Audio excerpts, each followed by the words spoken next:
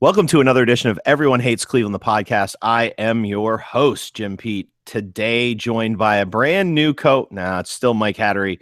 Mike is still here. He's still there. He's still everywhere. Mike, how are you doing this fine day? And you actually have some news to plug at the beginning of the show.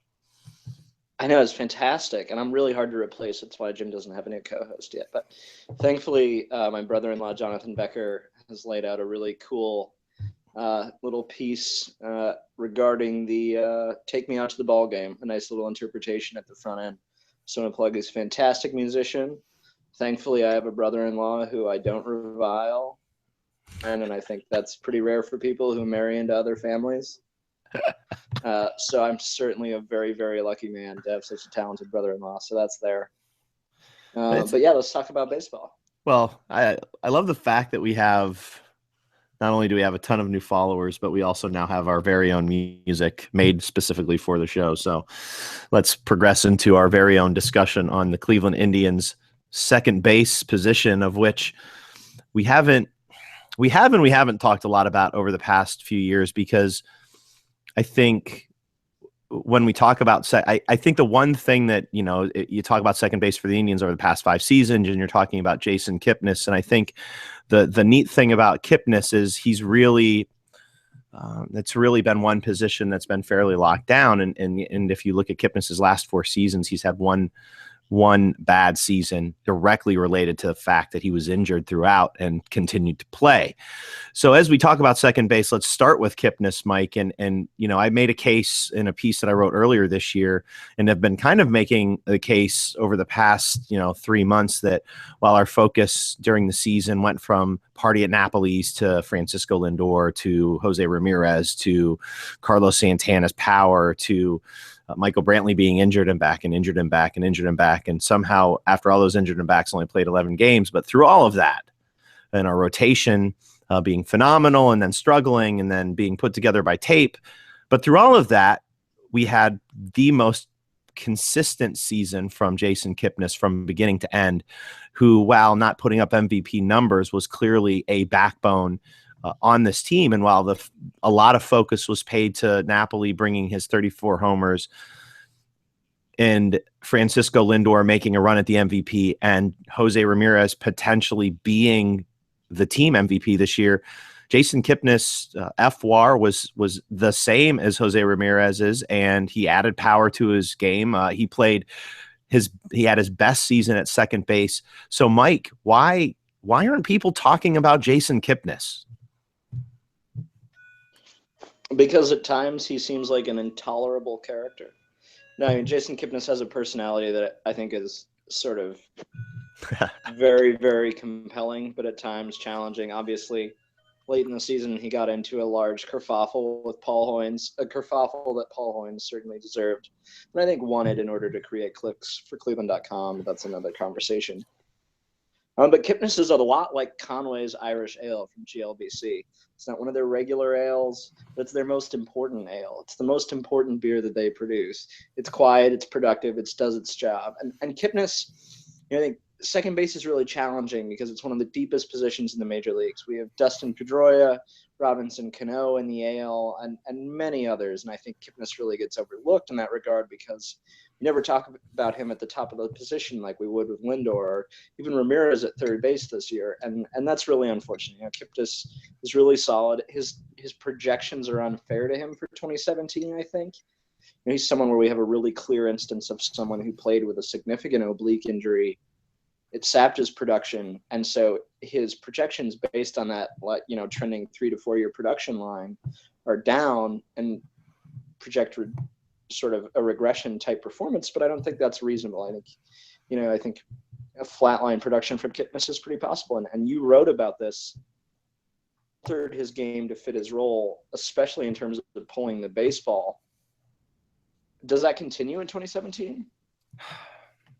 I think our most fun preseason discussion will be ultimately when we get to talk about the lineup, because we talked about this at the beginning of last year when Kipnis was moved to a leadoff position in 2015, it altered the way that he played the game. And if you offensively, and if you looked at his spray charts while he was pulling home runs, I mean, he was hitting the ball all over the place.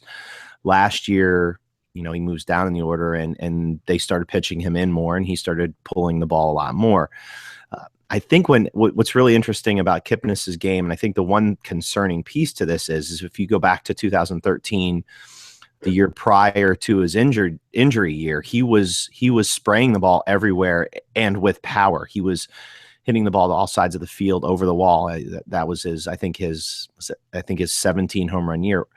After that, he's been pulling everything for home runs, but everything else has remained consistent. So it looks like what Kipnis is doing right now is waiting for right pitches and pulling the hell out of them and hitting more home runs doing it. Now, I guess, Mike, you talked about contact, and while I don't think Kipnis is the guy that first comes to mind, this isn't a guy that overtly strikes out, but he's also not one of the guys that has the best contact. He does have a 20% plus K rate, but that's not too bad for his on-base percentage, especially when you're considering this is a guy who in his best seasons is always right around 350 getting on base. So this is a guy that gets on base. So I don't think we're going to see regression in him because, first of all, he's right dead center in his prime.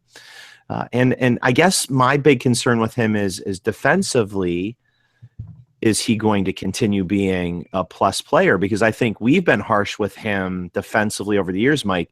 Of course, we're both Jose Ramirez fans, and Ramirez remains the best, in theory, defensive second baseman on the team. So as I throw it back to you, do we expect this blue-collar effort that Kipnis has really always shown us since the minor leagues in 2009, coming up to this club when he developed into a second baseman? He's really, while he's a white-collar player, developed this blue-collar kind of mentality on the field, and while this other attitude always kind of seeps in. Can't we expect, while still in his prime, Mike, that we could still see a plus, even slightly plus defensive player? I mean, I don't know, maybe looking at the metrics, but last year seemed like an aberration to me. He really stepped up his game defensively, which really, to me, could make him a complete player going forward over the next 2 or 3 years, where we could be talking about him as one of the best second basemen in baseball. Yeah, I think this is another one of those things that was really colored by, 2015 in the oblique injury, or 2014 in the oblique injury. I apologize. I'm going to get the timing of it wrong, but his defensive metrics obviously looked really terrible that season. But in other seasons in the big leagues, he looked about average defensively at the position. And this year he looked a little above average, which makes a lot of sense. These things sort of corroborate themselves. And if we remove the bias of the, oblique season sample, we can sort of draw a better conclusion. I think this is somebody who we see who's a tick above. He got way better at going to his forehand side this season. He looked fantastic. He got really rangy going to glove side, which was outstanding. So I think that's certainly a possibility. He's someone who crushes, work, putting in the work. He's also someone, second base is a position where I think you get the most sort of balls to shallow right field. And one of the fantastic things about Kipnis as a former outfielder is that he has really good range going to the line behind first base, especially when the Indians run out the Geyer types and some other sort of unathletic outfielders. Chisenhall is obviously better, but one of the sort of secret assets of Kipnis is that he's really valuable in covering a little bit of turf in shallow right field and towards the foul line that a lot of second basemen struggle with. Well, he has this on the field IQ, whether it be, offense, wherever he's hitting in the lineup, whether it be defense and covering and base running, very good base runner as well. I guess, do we overlook his IQ because, we see this kind of personality laden guy who's kind of a fiery guy, and he says his mind, and sometimes seems not necessarily to the positivity of the team, but it seems to fit it seems to fit with the club. Nobody seems to be bothered by it. But I ask you this, Mike, do we we talk a lot about Brantley's IQ. We talk a lot about Jose Ramirez's IQ. We talk a lot about Francisco Lindor's IQ, Corey Kluber and such. Rarely do we talk about Jason Kipnis's on the field IQ. And this guy seems to me to be on level with these other guys when he's between the white lines of first base and third base. Yeah, I think Kipnis probably because people think he's a dense Chicago guy. Just trying to really pick on other mid-market. Making a lot of Chicago, making a lot of South Side fans, of course. Of course. But one of the things that's most impressive to me is how Kipnis augmented his offensive game. I think we don't see that very often. You touched on it earlier. He flips to the leadoff spot in 2015, and all of a sudden his power goes down, his OBP goes way up, his contact skills improve. He moves down in the lineup, he adds power. His contact skills are still a tick above average, but he gives up a little contact for some more pull field power. I mean, that's something that is really impressive in terms of augmenting your role on the team. So not many guys can do that. And even, I don't really think Brantley could do that. And I'm not picking on Brantley, but Brantley did this thing where he was a really good contact hitter. And he found a way to add the power skill, and Lindor a little bit too, though I think Lindor can augment his game a little more. But these are things where they had phenomenal contact skills. The Indians worked on them being able to pull the ball in the right spots and take advantage of pitches. Kipnis was really able to move back and forth in terms of what he wanted to do, which is something that's really rare that you see from a Major League Baseball player. It's really hard to do, and he was able to do it. And I think often because he is not a particularly brilliant interview, he probably gets knocked, even though he's a pretty bright baseball player. Well, I want to talk to you. We'll get back to the lineup question at the tail end of all this, but I guess where I'm at now, Mike, is looking at the depth, and this is a tricky conversation to say the least, because when you talk about the depth at second base, especially with Jose Ramirez playing third base, a certain name is in my head right now, and I really don't want that name to be in my head, so I'm not going to say it. But where do you see? Obviously, there's a lot of different ways that the Indians can go with regards to backup second baseman in the utility position. Last year, it started off with Jose Ramirez, and it meandered into some other people here and there. One of them being Eric Gonzalez, and another one, this other guy that I'm trying not to mention as much as possible, who's still coming to spring training. This year, it appears that we're going to have several options of guys who could play the position of second base should they make the team. Gonzalez is one of them, and we kind of feel the same way about him, but he's certainly an option there at second base as a middle infielder, utility player. Probably the most intriguing guy on the roster, if he's rostered, is Yandy Diaz, who's spending a lot of time in the outfield right now. Well, he's done in winter ball, but spent a lot of time playing center field. I don't know that they're looking at him as a full-time center fielder, but he does have substantial skills playing second base, third base, and probably could play some first base as well as center field and left. So I don't know if you're going to name the guy that I don't want to name, but where do you see? Who's Jason, in a short term, if Jason Kipnis stays healthy, who do you see as his, game here, their replacement? That's one. And two, if he does, for whatever reason get injured, do you see a full-time candidate there waiting in the wings who would take his place at second base? Or would it be J-Ram with perhaps a guy like, I don't know, could Yandy Diaz take his place at third base, or would we see I'm forgetting the other backup third baseman, Mike. Could we be seeing a return of almost Giovanni Urshela? I guess so. So who do you see as the short term, the full-time utility guy in Cleveland who would be backing up Kipnis, and who do you see if something were to happen to Kipnis could be his long-term replacement? It depends if I'm supposed to look at this world as like a rational actor or as Terry Francona. Which do you want? Do you want the rational actor or Terry Francona? This is an important question. Well, I think that it's important to our podcast that we stay rational for our sake. I think it's also important that at some point you go irrational, because eventually you're going to have to say what I fear. Michael Martinez probably is going to play some second base for the Cleveland Professional Baseball Club in 2017, which is, egregious and embarrassing and all of those words that Stephen A. Smith knows how to say so well.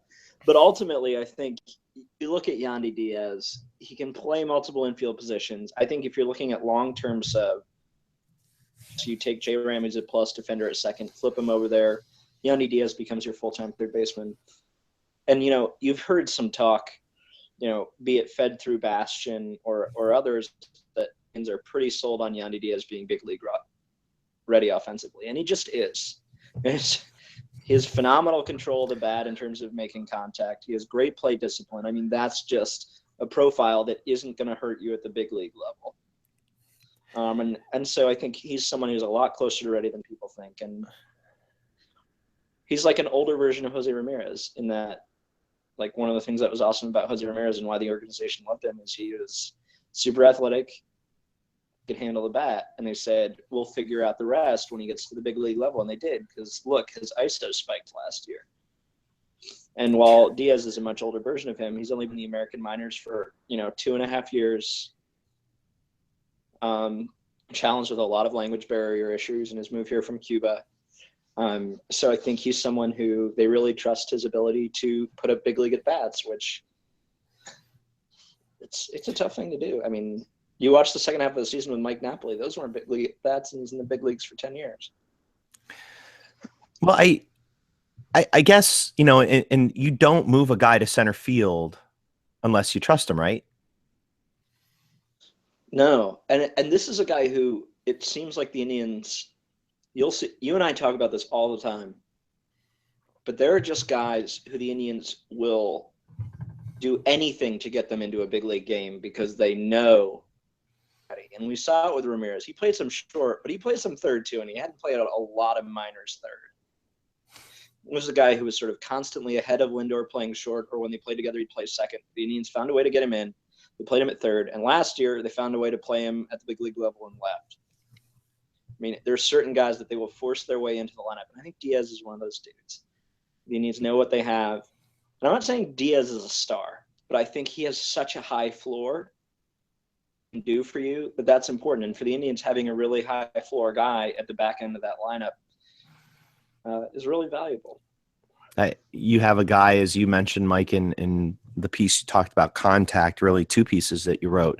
This is a guy who makes a lot of contact, doesn't strike out a lot. And while he's probably never going to be a guy who hits you 15 to 20 home runs, this is a guy who's probably going to have a 350, 360 on base percentage. And if you're getting him into the ball game 3-4 times a week, the same conversation we were having about Jose Ramirez last year, if you can get him into 4 or 5 games every week, you're looking at a guy who's going to help you. You're also looking at a guy, I think, that as he gets familiar with major league pitching, he's got the type of on the field IQ where you can maneuver him around and you can put him in different positions in the lineup dependent on who he's taking over for.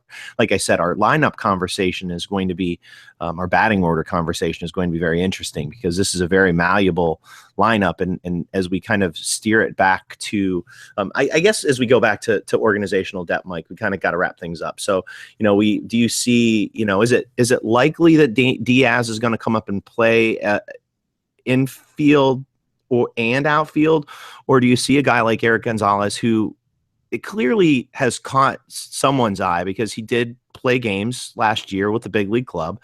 Both you and I think he's probably at best a quad A guy, but he does have, he's a good defender.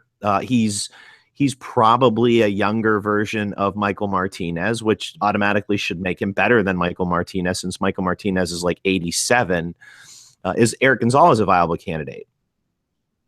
Yeah, I want to be nice to Eric Gonzalez because I think he's probably better than Martinez, who's one of the 30 worst offensive players in the history of baseball. So, we'll be nice to Eric Gonzalez in that regard. And that's, I don't mean to interrupt, but can we just be okay with everyone agreeing that Michael Martinez is just not a good baseball player? I'm getting a little irritated. I mean, it wouldn't be me on this podcast if I didn't get pissed off about something. But I'm getting a little tired of these. How can there be such a thing as a freaking Michael Martinez apologist? Give me a break. The guy sucks. He shouldn't get run out into a baseball game in the 9th inning of a World Series. He shouldn't be making a last at bat.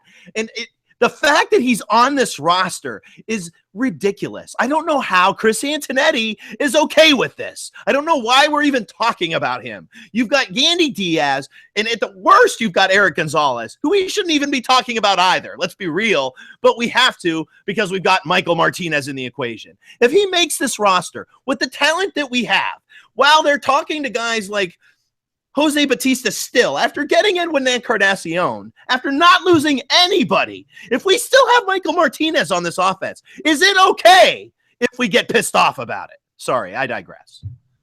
It's super awesome, actually. I'm a big fan of it. You know what's I just seared into my brain is watching the 10th inning and watching Chris Bryant fielding a ground ball, laughing. Just laughing, fielding that ground ball. And I challenge you to go back and look at that. And just a little bit has to be the fact that all they had to do was get out Michael Martinez to win a World Series. That's all they had to do. They had to get Michael Martinez out to win a World Series, which is like, I don't know. There are a lot of A-ball pitchers who did that, so I'm not really worried about a big league pitcher doing it. So we harp on this too much, but it really is a thing where season, if Michael Martinez gets more than 50 plate appearances, the Indians have failed organizationally. That's just the reality. And it's okay to say that. And it's also okay to say that Francona was great and Antonetti were great this year. Antonetti knocks Davis and Napoli out of the park. Great Miller deal done. He gets below average annual value on Edwin Encarnacion. But they also butchered this. I mean, we shouldn't be watching Michael Martinez. It's just reality. So that's fantastic. But, this system, we have Ivan Castillo in AA. I guess people are high on Mark Mathias a little bit. He's sort of, Mathias reminds me a lot of Joey Wendell in that he's sort of, aged college bat, pretty productive in the lower minors. We're going to have to sort of take a wait and see approach in AA, see where he's at the end of the year. And he's certainly interesting, but, once again, this is another position where unless Diaz is playing second, which he hasn't done a lot of, and it seems like the Indians are preparing him to be an outfielder, we sort of are a little thin in the upper minors at this position. See what they could do, unless you think Eric Stamets or something, who's a glove first dude. This is really a position where it's sort of thin in the top half. Yeah.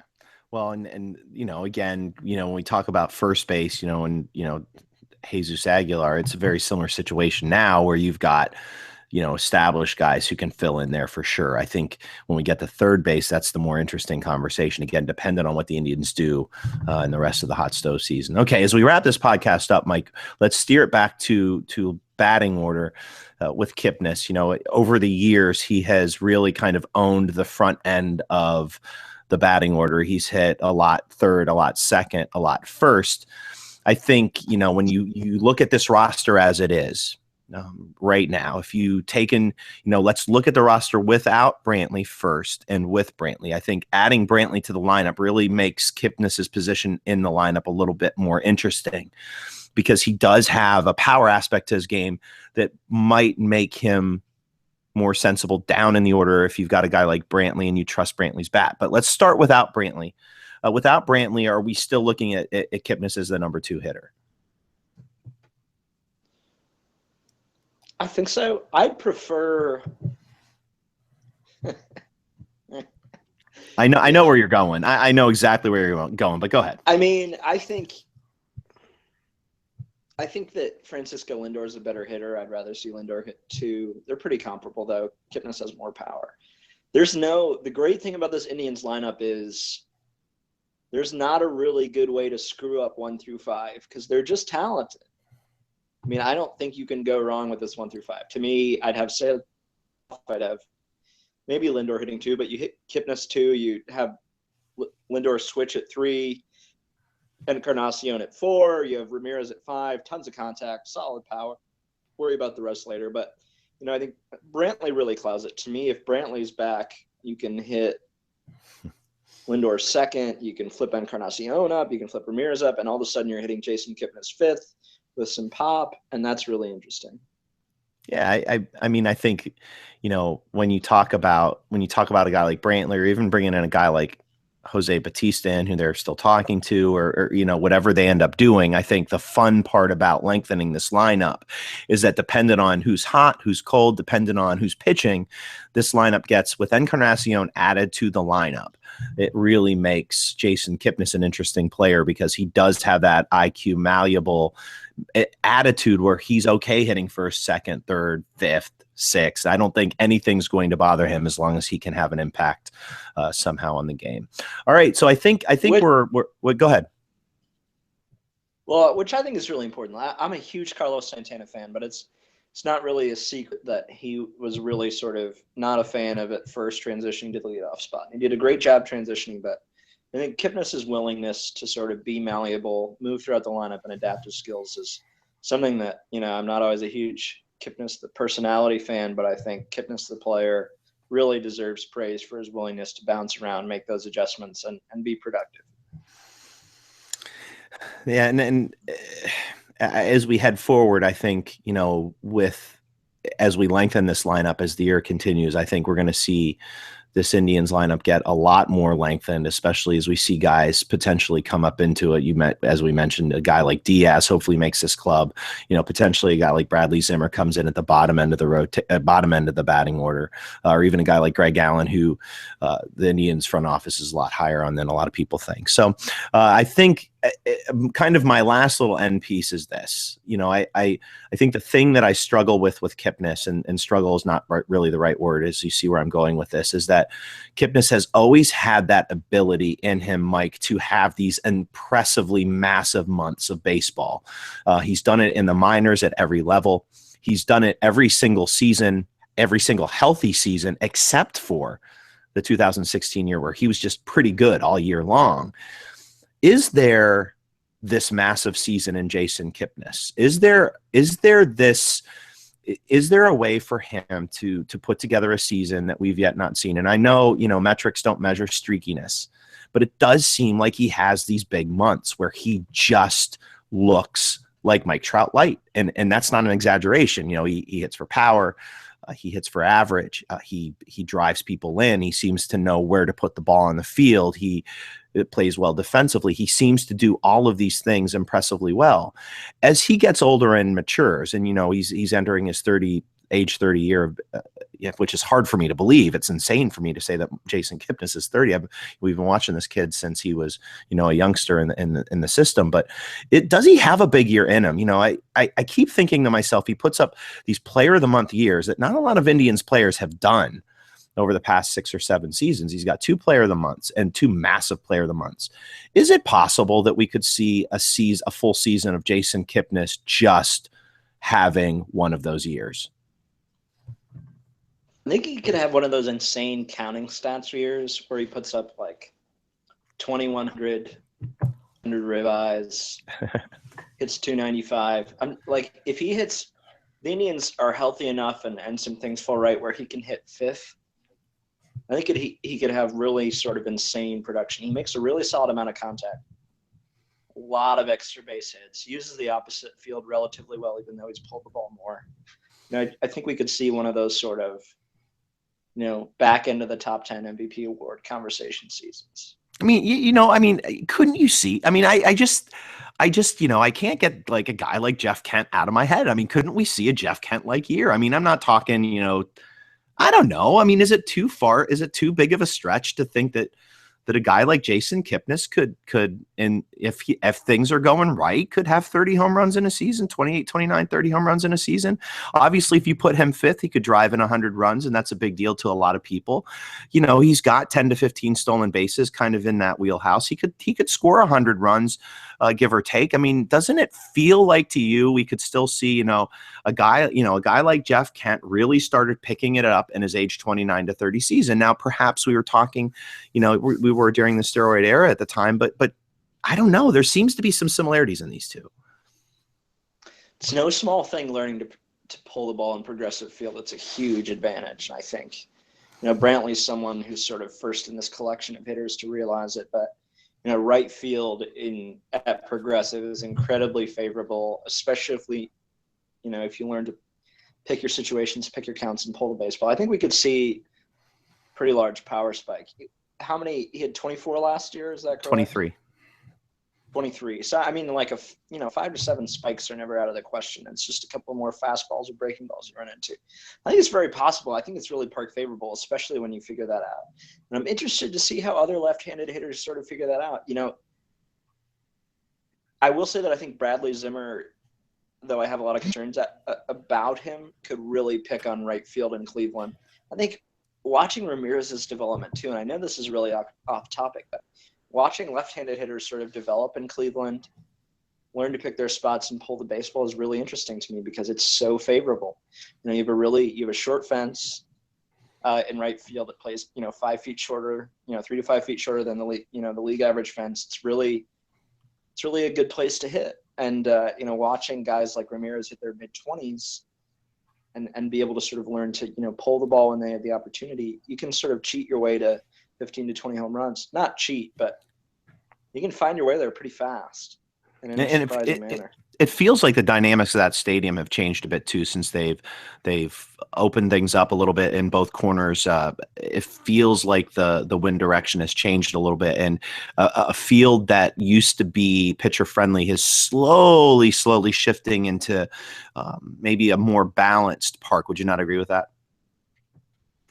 Yeah, I mean, I think it might have moved just a tick past balance too. I think if I was to say anything about the park, I think it's either balanced or hitter friendly at this point compared to where it was, 5 years ago where it was pitcher friendly. All right, we're going to wrap things up there. It feels like, with catcher, first base, and second base, things seem pretty solidified. We're going to move over to third base next time. Mike's going to host that bad boy because rumor has it he has a somewhat of a fetish for the guy who plays there. Fetish. I like that. We're going to wrap things up again. Special thanks to Mike's brother-in-law for the brand new lead-in music. And we'll see you soon. I don't know if our next podcast, Mike, is going to be third base. Rumor has it that I might be in Cleveland sometime real soon. And if we're doing a live podcast, I think we're going to go in a different direction. I want to talk about the more general discussion of Cleveland Indians baseball because we have a lot of rumors out there. I cannot go on any further on any other podcast without talking some of the outfield, because if we're going to talk about Jose Bautista in the next podcast, then I'm definitively talking about Greg Allen, and I don't care if it's not the outfield podcast yet or not. So you may get after this podcast, when you hear this one, and the next one could be a live podcast generated from our home office at Mike's front yard. But the third base should be coming shortly thereafter. You should get 2 or 3 of these a week, dependent on time frame for both Mike and I. And you'll be hearing from, rumor has it, that Namina might be barging his head into these podcasts as well. I don't know if that's going to make them better or worse. So we're gonna close things up and check out a couple of new columns coming out in the coming weeks. My Corner of Carnegie in Ontario will be returning on Mondays starting next week. Not actually the week after next. And Mike's got a brand new column with Namina, which ought to prove interesting. I'm not going to leak any of that information, but be paying attention to the front end of this week, Mike? Yeah, I think so. Just depends how much Namina can sober up and write a couple quick thoughts. I think, by the way, that would be a tremendous segment for the podcast, but I'm just saying. We'll close things up there. Have a good one, everybody. We'll see you bright and early sometime this week. Peace.